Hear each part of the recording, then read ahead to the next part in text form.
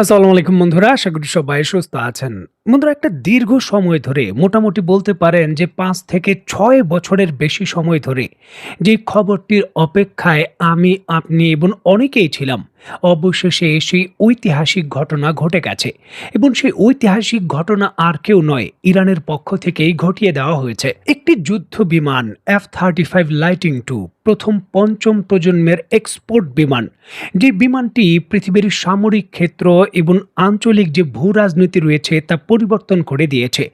চুপি সারে যে কোনো দেশের অভ্যন্তরে প্রবেশ করে হামলা করতে পারত, যার জন্য কিন্তু মধ্যপ্রাচ্যের বিভিন্ন রাষ্ট্রপ্রধানরা ইসরায়েলের মতো শত্রু দেশের সঙ্গেও হাত মিলিয়েছিল এই বিমানটি পাওয়ার জন্য।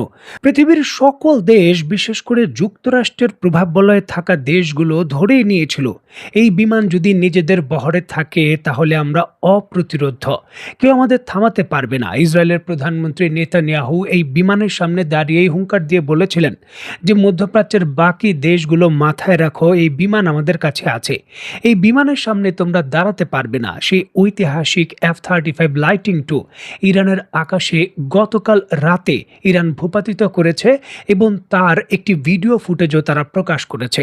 চলুন আমরা সেই ভিডিও ফুটেজটি দেখি। স্ক্রিনে নিশ্চয়ই আপনারা দেখতে পাচ্ছেন, ইরানের আকাশে F-35 যুদ্ধ বিমান তার মিশন পরিচালনা করার জন্য যাচ্ছিল। এমতো অবস্থায় ইরানের মিসাইল একেবারে নিখুঁতভাবে তাকে টার্গেট করে গিয়ে হিট করে, আর এই দৃশ্য কিন্তু দৃশ্যায়িত করা হয়েছে।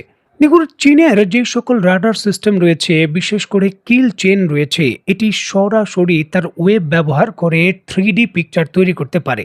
স্ক্রিনে বর্তমানে আপনারা যেটি দেখছেন এটি একটি 3D ভিডিও। দেখুন, ইরানের আকাশের বাইরে ইরাক সীমান্তের কাছাকাছি যখন এই বিমানটি ছিল তখনই কিন্তু এই বিমানটিকে চীনের কিল চেইনের যে HQ-9B রয়েছে সেই আকাশ প্রতিরক্ষা ব্যবস্থার মিসাইল দিয়েই এটিকে ভূপাতিত করা হয়, যে তথ্য কিন্তু স্বীকারও করেছে যুক্তরাষ্ট্র।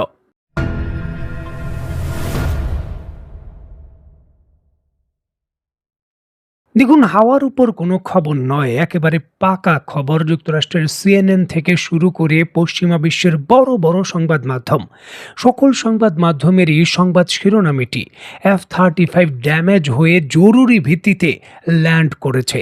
দেখুন, একটি নয় কয়েকটি বিমানের একই অবস্থা, তেমনটা ইঙ্গিত দিচ্ছে ইরান। যদিও যুক্তরাষ্ট্রের পক্ষ থেকে একটি বিমানের কথা স্বীকার করা হয়েছে যে একটি বিমান ইরানের ফায়ারের কারণে ক্ষতিগ্রস্ত হওয়ার কারণে ইমার্জেন্সি ল্যান্ডিং করেছে। তারা নিশ্চিত করেনি যে উপসাগরীয় কোন দেশের ভেতর ল্যান্ডিং করেছে, তবে খুবই জরুরি ভিত্তিতে যেমনটা জানা যায় এই ল্যান্ডিংটা হয়েছে ইরাকের ভেতর তাদের ঘাঁটিতে। এর পরপরই কিন্তু জরুরি ভিত্তিতে $100 মিলিয়ন এই বিমানটি উদ্ধার করার জন্য যুক্তরাষ্ট্র তৎপরতা শুরু করে দিয়েছে। কারণ খুবই গোপন প্রযুক্তি, যদি এর অংশ বিশেষ কোনোভাবে চলে যায় ইরানের হাতে, ইরানের প্রক্সিদের হাতে, সেটা অটোমেটিকলি চীনের কাছে চলে যাবে ইরানের বিজ্ঞানীদের কাছে। রিভার্স ইঞ্জিনিয়ারিং এর মাধ্যমে অনেক কিছু হতে পারে। তার জন্য কিন্তু তড়িঘড়ি করে যুক্তরাষ্ট্র এটা এখন তার কন্ট্রোলে নেওয়ার জন্য চেষ্টা করছে। নিশ্চয়ই দেখতে পাচ্ছেন, জেরুজালেম পোস্টও এই খবরের সত্যতা নিশ্চিত করেছে। তুর্কিয়া সংবাদ মাধ্যম, তুরস্কের অন্যতম বড় সংবাদ মাধ্যম যেটা রয়েছে তুর্কিয়ে, তারাও নিশ্চিত করেছে যে ইরান রিপোর্টলি হিট করেছে এই F-35 বিমানে এবং ইমার্জেন্সি কিন্তু এই ঘটনা ঘটেছে। এবং অত্যন্ত গুরুত্বপূর্ণ এই বিষয়টিকে কেন্দ্র করে যুক্তরাষ্ট্রের সেটকমের পক্ষ থেকে যেমনটা নিশ্চিত করা হয়েছে যে ইরানের আকাশ প্রতিরক্ষা ব্যবস্থার আঘাতে বিমানটি ক্ষতিগ্রস্ত হওয়ার পর পাইলট নিরাপদে বিমান থেকে অবতরণ করতে পেরেছেন এবং তিনি স্টেবল রয়েছেন, পাইলটের কোনো ক্ষয়ক্ষতি হয়নি। তবে বিমানটি সম্পর্কে তারা আর বিস্তারিত তথ্য দেয়নি। তবে এটা নিশ্চিত করেছে গতকাল রাত 2:50 দিকে ইরানের আকাশে মিশন পরিচালনা করার সময় এই ঘটনা ঘটেছে। মানে ইরানের স্থানীয় সময় 2:50 সময় একটি বড় মিশন পরিচালনা করতে যাওয়ার সময় হঠাৎ করেই কিন্তু ইরানের আকাশ প্রতিরক্ষা ব্যবস্থা সক্রিয় হয়ে যায় এবং এই ঐতিহাসিক পারফরমেন্স দেখিয়েছে। এর পরপরই কিন্তু যুক্তরাষ্ট্র ইরানের ভেতরে তাদের যে সম্পূর্ণ বিমান হামলার মিশন ছিল সেটা স্থগিত করেছে এবং জরুরি ভিত্তিতে তাদের অন্যান্য যুদ্ধ বিমানগুলোকে নিরাপদ আশ্রয়ে সরে যাওয়ার নির্দেশ দিয়েছে।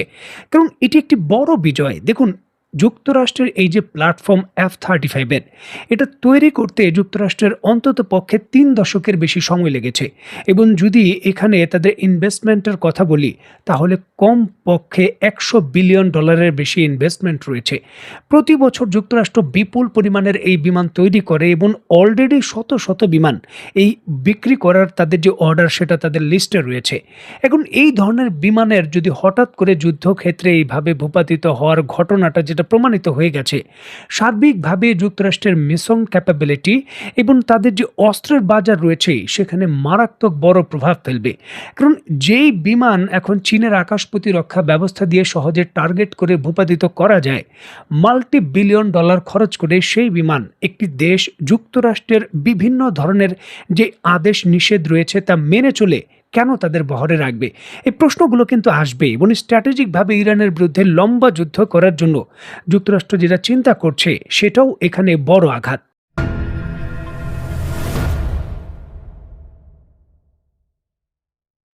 দেখুন, গত বেশ কয়েকদিন ধরেই যুক্তরাষ্ট্র তাদের যে 4.5 জেনারেশনের যুদ্ধ বিমান রয়েছে, বিশেষ করে F-15 স্ট্রাইক ঈগল বা F-18 হর্নেট বা F-16, এই বিমানগুলো কিন্তু ইরানের বিরুদ্ধে ব্যবহার করছিল না।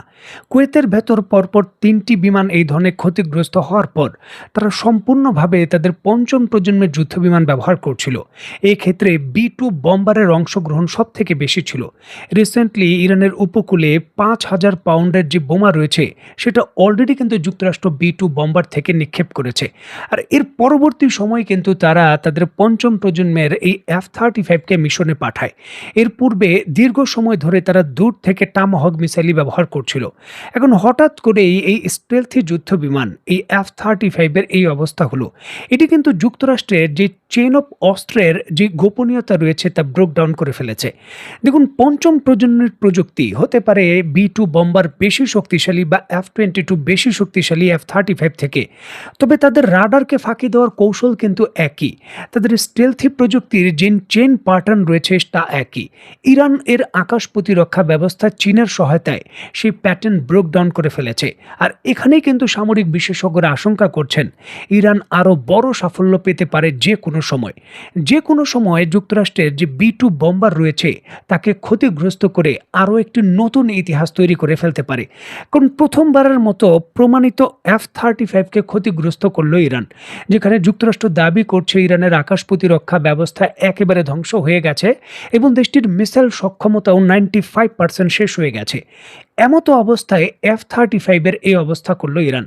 এখন B-2 বম্বারের আসলে কি হতে পারে? কারণ B-2 বম্বার ছাড়া এখন ইরানের অভ্যন্তরে বড় ধরনের মিশন করার যে ক্যাপাবিলিটি তা নিয়ে কিন্তু যুক্তরাষ্ট্রের প্রশ্ন রয়েছে। এছাড়াও যুক্তরাষ্ট্রের যে অন্যান্য বিমানবাহী রণতরীগুলো ছিল এবং যুদ্ধ জাহাজগুলো ছিল যেগুলো দিয়ে ইরানের উপকূলে বা অভ্যন্তরে হামলা করা সম্ভব ছিল, সেগুলোও কিন্তু এখন ভারত মহাসাগরে নেই। তাদের যে বিখ্যাত আর্ট ফরওয়ার্ড যেই বিমানবাহী রণতরী ক্ষতিগ্রস্ত হয়ে কিন্তু সেটা গ্রিসে চলে গেছে। সুতরাং এই অঞ্চলে কোনো প্ল্যাটফর্ম অবশিষ্ট যুক্তরাষ্ট্রের জন্য নিরাপদ আর বাকি নেই। মধ্যপ্রাচ্যের ঘাঁটিগুলোতেও হামলা হয়েছে এবং ক্ষতিগ্রস্ত। সুতরাং নিশ্চিতভাবে যুক্তরাষ্ট্র একটি কঠিন স্ট্র্যাটেজিক চ্যালেঞ্জের মধ্যে রয়েছে যে ইরানের বিরুদ্ধে তাদের সামরিক হামলা এখন তারা কোন প্রযুক্তি দিয়ে অব্যাহত রাখবে। দেখার বিষয়ে যুক্তরাষ্ট্র এই ধরনের ঝুঁকি মোকাবেলা করে চূড়ান্তভাবে আসলে কী ধরনের মিশনের সাফল্য পায়। তো বন্ধুরা, আজকের মতো বিদায়। নতুন কোনো ভিডিও নিয়ে আবার দেখা হবে। সেই পর্যন্ত সবাই ভালো থাকবেন, সুস্থ থাকবেন এবং বাংলাদেশকে ভালোবাসবেন। আল্লাহ হাফেজ।